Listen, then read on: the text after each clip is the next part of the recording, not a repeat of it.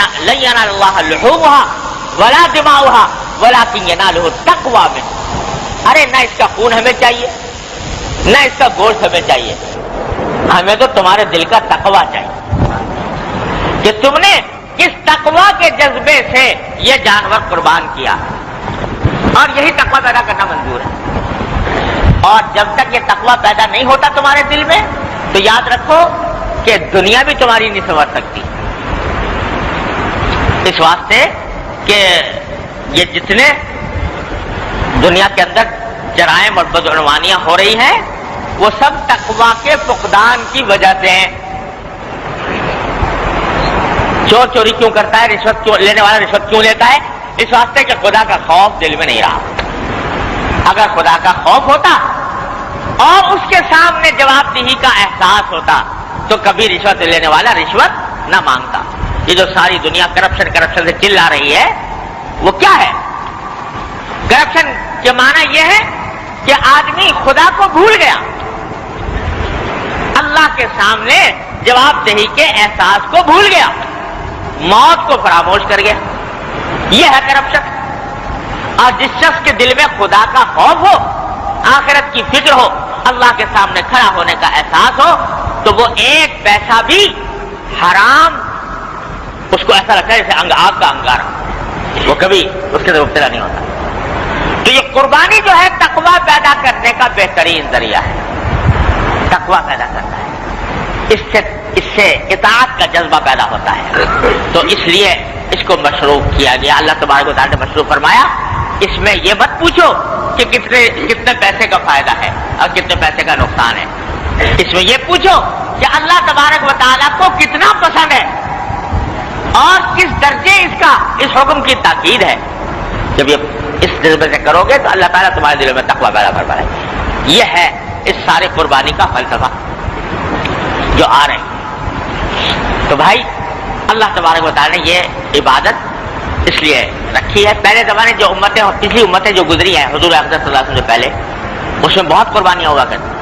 حضرت موسیٰ علیہ السلام کے زمانے میں بہت قربانی تھی، ان کی شریعت میں بہت قربانیاں تھیں. ہر تھوڑی دیر کے بعد قربانی، ہر تھوڑی دیر کے بعد قربانی ہوتی تھی. حضور نبی کریم صلی اللہ علیہ وسلم کی امت میں صرف 3 دن کے لیے رکھی گئی، اور وہ بھی آدمی کے ذمے ایک قربانی، وہ بھی جو استطاعت رکھتا ہو اس کے ذمے. تو اور دوسری بات یہ ہے کہ پہلی امتوں میں قربانی ایسی تھی کہ جب قربانی ہی دی ہے نا تو اب جانور کو اگر قربان کیا ہے تو گوشت کھانا حلال نہیں تھا. قربانی دی ہے بھائی اللہ کے لیے تو گوشت اب اس کا نہیں کھا سکتے. بلکہ پہلے زمانے میں تو قرآن شریف میں آیا کہ اس طرح قربانی ہوتی تھی کہ جو شخص قربانی کر رہا ہے تو وہ کسی پہاڑ پر کسی میدان میں لے جا کر رکھ دیا، آگ آسمان سے آتی اس کو کھا لیتی، جو قبولیت کی علامت ہوا کرتی. بعد میں یہ بھی نہ رہا، لیکن یہ تو تھا ہی کہ قربانی کا گوشت کھانا قربانی کرنے والے کے لیے حلال نہیں تھا. ارے بھائی جب اللہ میاں کے لیے قربان کیا ہے تو کھاتے کیوں ہو؟ اصل بات تو یہی تھی نا. لیکن یہ صدقہ ہے نبی کریم سرور دو عالم صلی اللہ علیہ وسلم کا کہ آپ کے لیے آپ کو یہ خصوصیت فرمائی گئی کہ آپ کے امت کے لوگوں کے لیے یہ فرمایا گیا کہ قربانی بھی کر لو، اس کا اجر و ثواب بھی لے لو، اور گوشت کھانا بھی تمہارے لیے حلال. وہی ذبح بھی کرے ہیں وہی لے ثواب الٹا. تو اس کے ذبح کا اس کے گوشت سے فائدہ اٹھانے کو بھی جائز کر دیا اور قربانی بھی ہو گئی، اس کا اجر و ثواب بھی. ہمارے حضرت حکیم الامت صلی اللہ تعالیٰ سے اللہ تعالیٰ ان کے درجات بلند فرمائے، وہ اس کی مثال دیتے کہ پہلے زمانے میں دستور یہ ہوتا تھا کہ جب کوئی شخص کسی بڑے بادشاہ کے پاس یا بڑے سردار کے پاس کوئی ہدیہ تحفہ لے کر جاتا تو کتنا ہی قیمتی یا جیسا بھی ہدیہ لے کر گیا تو بادشاہ کی طرف سے قبولیت بس یہ ہوتی تھی کہ اس کے اوپر ہاتھ رکھ دیا، ہاتھ رکھ دیا تو مطلب قبول ہو گیا.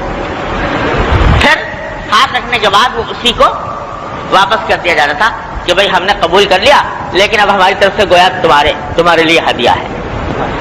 حضرت فرماتے ہیں کہ اللہ تعالیٰ نے امت محمد علیہ صاحب السلام کے لیے قربانی کو اس قسم کا ہدیہ بنا دیا کہ تم میرے نام پر میری رضا کی خاطر قربان کیا تم نے جانور، اور ادھر تم نے بسم اللہ اللہ اکبر کہہ کے اس کے اوپر چھری پھیری اور وہ ذبح ہوا، بس ہم نے ہاتھ رکھ دیا، قبول ہو گیا، اجر و ثواب مل گیا، اب لے جاؤ تمہارا ہی ہے، اب اس سے جو چاہو نفع بھی تو اٹھا سکتے ہو۔ یہ خصوصیت امت محمدیہ علیہ صاحب الصلوۃ والسلام کو عطا فرمائی۔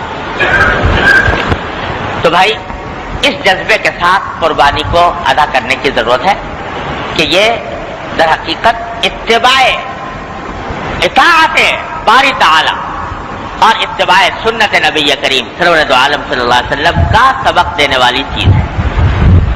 اس جذبے کے ساتھ اللہ تبارک و تعالیٰ توفیق دے ہم سب کو یہ کریں۔ اور یہ فرما دیا حضور اقدس صلی اللہ علیہ وسلم نے کہ جس شخص میں استطاعت ہو قربانی کی اور پھر بھی وہ قربانی نہ کرے تو وہ ہماری عیدگاہ کے پاس بھی نہ آئے نماز پڑھنے کے لیے، مطلب یہ کہ وہ بڑا سخت گناہ کا مرتکب ہے، اس واسطے ہماری عیدگاہ کے پاس بھی نہ پٹکے، یہ حدیث میں آیا۔ تو یہ جو پروپیگنڈا مختلف حلقوں کی طرف سے کیا جاتا ہے، اس سے ہوشیار رہے اور جو حقیقت ہے عبادت کی وہ اس کو سمجھ کر اس کے اوپر عمل کریں۔ ان کے اوپر بتا رہا ہوں۔ اب یہ تھوڑے سے چند مسائل ہیں قربانی سے متعلق، وہ ذرا سے سمجھ لینے کی ضرورت ہے کیونکہ اس میں غلط فہمیاں طرح طرح کی پائی جاتی ہیں، تو ذرا مختصراً وہ بھی عرض کر دوں۔ ایک تو یہ کہ صاحب استطاعت کا جو معیار شریعت میں مقرر کیا گیا ہے وہ یہ کہ وہ شخص، ہر وہ شخص جس کی ملکیت میں 52.5 تولہ چاندی یا اس کی مالیت کا زیور یا ضرورت سے زائد سامان ہو تو وہ قربانی کے لحاظ سے صاحب استطاعت میں شمار ہے۔ 52.5 تولہ چاندی کی قیمت آج کے خیال میں 4,500-5 ہزار کے قریب بنتی ہے، تقریباً ایسی معلوم کر لیا جائے۔ تو اگر فرض کرو 5,000 ہے تو کسی شخص کے پاس اگر 5,000 روپے ضرورت سے زائد رکھے ہوئے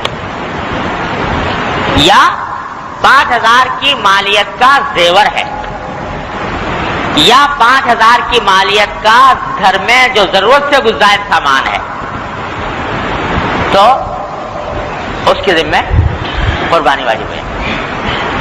یہ ہے صاحب استطاعت کا مسئلہ۔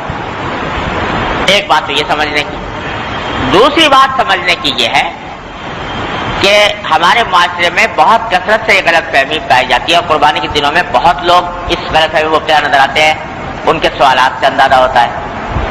یوں سمجھتے ہیں کہ باپ نے کر لیا تو بس بیٹے کی طرف سے بھی ہو گئی اور شوہر نے کر لی تو بیوی کی طرف سے بھی ہو گئی۔ یہ بڑی زبردست غلطی ہے، غلط فہمی ہے۔ دیکھو جس طرح باپ کے نماز پڑھنے سے بیٹے کی نماز ادا نہیں ہوتی، یا ہوتی ہے کہ بس باپ پڑھ لے تو بس بیٹے کی چھٹی، یا شوہر کی نماز پڑھ لینے سے بیوی کی نماز ادا نہیں ہوتی۔ ہر ایک کے ذمے اس کی عبادت الگ واجب ہے۔ زکوٰۃ باپ کے ادا کرنے سے بیٹے کے لیے ادا ہوتی، شوہر کے ادا کرنے سے بیوی کی ادا نہیں ہوتی۔ تو اس واسطے یہ قربانی کی عبادت بھی ایسی ہے کہ ہر ایک انسان پر اپنی الگ الگ فرض ہے۔ اگر شوہر بھی صاحب استطاعت ہے اور بیوی بھی صاحب استطاعت ہے تو شوہر پر الگ واجب ہوگی اور بیوی پر الگ ہوگی۔ باپ بھی صاحب استطاعت ہے اور بالغ بیٹا بھی صاحب استطاعت ہے تو یعنی اس کی ملکیت میں بھی اتنا ہے تو اس پر بھی الگ ہوگی، اس پر بھی الگ ہوگی، ایک سے دوسرے کی ادا نہیں ہوگی۔ آج ایک صاحب ٹیلی فون پہ پوچھ رہے تھے کہ صاحب وہ ہم تو میاں بیوی کا اپنا آپس میں مشترک کھاتا ہے تو لہذا ہم ایک قربانی کر لیں، دونوں کی طرف سے ادا ہو جائے گی کہ نہیں ہو جائے گی؟ تو یہ بالکل غلط خیال ہے۔ ہر ایک اپنی فرائض کا خود ذمہ دار ہے، وہ باپ ہو یا بیٹا ہو، شوہر ہو یا بیوی ہو، ہر ایک کو اپنی ادا کرنی ہے۔ ایک دوسری غلط فہمی یہ بعض لوگوں میں پھیلا دی گئی ہے کہ ارے بھائی قربانی تو کیا کریں، قربانی کے برابر رقم کا صدقہ کرنے تو زیادہ اچھا، غریب کو فائدہ ہو جائے گا. بعض لوگ یہ کہتے ہیں کہ صدقہ کر دو، بجائے اس کے کہ 2000 روپے کا حصہ لو گائے میں، اس سے بہتر ہے کہ 2000 روپے کسی غریب کے ہاتھ پہ رکھ دو، صدقہ کر دو. یہ بھی بڑی زبردست غلط فہمی. ارے بھائی ہر ایک عبادت الگ الگ ہے. قربانی صدقہ کرنے سے ادا نہیں ہوتی. قربانی کی عبادت الگ ہے، صدقے کا ثواب الگ ہے. صدقہ اگر دینا ہے تو الگ دو، لیکن قربانی کی عبادت صدقہ دینے سے ادا نہیں ہوتی. تیسری غلط فہمی. ایک غلط فہمی لوگوں میں یہ ہے، بعض لوگوں میں، کہ صاحب وہ قربانی جو ہے وہ جب تک کسی بڑے کی طرف سے نہ کی جائے تو چھوٹا نہیں کر سکتا. بہت لوگ یہ سمجھتے ہیں ایک ساتھ ملے تو وہ کہنے لگے جی میں ساری عمر ایسا کرتا رہا تو حضور اقدس صلی اللہ علیہ وسلم کی طرف سے قربانی کرتا رہا، اپنی کی نہیں. حضور اقدس صلی اللہ علیہ وسلم کی طرف سے قربانی کرتا رہا اور اپنی کی. ایک ساتھ ایسے ملے کہ جو کہتے ہیں کہ میں اپنے والد کی طرف سے کرتا ہوں، خود نہیں کرتا. ارے بھائی پہلا تو کام یہ ہے کہ آدمی کے ذمے قربانی واجب ہے، اپنی طرف سے وہ واجب ادا کرے. دوسرے کی طرف سے قربانی کرنا ایصال ثواب کی خاطر، ہاں حضور اقدس صلی اللہ علیہ وسلم کی طرف سے ہو یا اپنے والدین یا کسی عزیز کی طرف سے ہو، یہ انسان کے ذمے کوئی ضروری نہیں ہے، واجب نہیں ہے. کوئی کرے ثواب ہے، نہ کرے تو کوئی گناہ نہیں. لیکن اپنی قربانی کرنا واجب ہے اور اس کے نہ کرنے میں گناہ ہے. لہذا پہلا کام تو یہ ہے کہ اپنی طرف سے جو اپنا جو واجب ہے وہ ادا کرو. اس کے بعد اگر کوئی کسی کا دل چاہتا ہے اور استطاعت ہے تو ٹھیک ہے، حضور اقدس صلی اللہ علیہ وسلم کی طرف سے کرے یا کسی والدین کی طرف سے کرے، کسی کی طرف سے کر سکتا ہے. یہ بات بالکل واضح ہو جانی چاہیے. آخری بات یہ ہے کہ بعض لوگ دوسروں کی طرف سے کرتے ہیں تو اس میں شریعت کی طرف سے کوئی پابندی نہیں ہے کہ بھائی ضرور حضور اقدس صلی اللہ علیہ وسلم کی طرف سے کرو یا ضرور والدین کی طرف سے کرو. بلکہ یہ بھی اصل میں جو دوسروں کی طرف سے کی جاتی ہے نفلی قربانی، حقیقت میں وہ اپنی ہی قربانی ہوتی ہے نفلی. البتہ ایصال ثواب دوسرے کو ہو جاتا ہے. تو آدمی اگر چاہے تو ایک ہی چاہے بکری میں ایک بکرا کیا تو بکرا تو اپنی طرف سے ہوگا نفلی. ایصال ثواب اس کا جتنے چاہے آدمیوں کو کر دو، 10 کو کر دو، 20 کو کر دو، 50 کو کر دو، 100 کو کر دو. ایصال ثواب اپنے سارے اعزاء اقربا کو کر دو، پوری امت کو کر دو. حضور اقدس صلی اللہ علیہ وسلم نے ایک بکرا قربان فرمایا، دو مینڈے قربان فرمایا. ایک فرمایا کہ یہ ایک میری طرف سے ہے اور ایک میری امت کے ان لوگوں کی طرف سے ہے جنہوں نے قربانی نہیں کی، ان کی طرف سے قربانی. ساری امت کے لوگ حضور اقدس صلی اللہ علیہ وسلم کر گئے، ساری امت کی طرف. تو یہ بھی کلام ہوا ہے کہ بھائی جب کوئی شخص کسی کو ثواب پہنچائے قربانی کر کے تو کیا بٹ کے ملے گا یا پورا ملے گا؟ بعض کہتے ہیں بھائی بٹ کے ملنا چاہیے اس واسطے کہ ایک عبادت ہے تو سب کو اس کا حصہ ملے گا. لیکن ہمارے بزرگوں کا مذاق یہ ہے کہ اللہ تعالیٰ کی رحمت سے امید یہ ہے کہ انشاءاللہ بٹنے کا نہیں، سب کو پورا ہی ملے گا. اس واسطے کہ حضور اقدس صلی اللہ علیہ وسلم جب ایک مینڈا قربان فرمایا پوری امت کے لوگوں کی طرف سے، اگر اس میں بٹوارا شروع ہو گیا تو ایک بال کا کوئی 10واں حصہ بھی ایک آدمی کے بانٹے میں نہیں آئے گا. تو اس واسطے اللہ تعالیٰ کی رحمت سے بعید ہے کہ وہ اس قسم کا بٹوارا فرمائے. ہر ایک کو انشاءاللہ کامل ملے گا. اس واسطے ایک اگر قربانی کی ہے نفلی تو اس میں جتنے بھی چاہے لوگوں کو ایصال ثواب کر سکتے ہیں. نفلی میں فریضہ جو ہے اپنا ذمہ جو واجب ہے وہ اپنی طرف سے واجب ادا کرنا چاہیے، اس میں پھر کسی کا شرکت نہیں.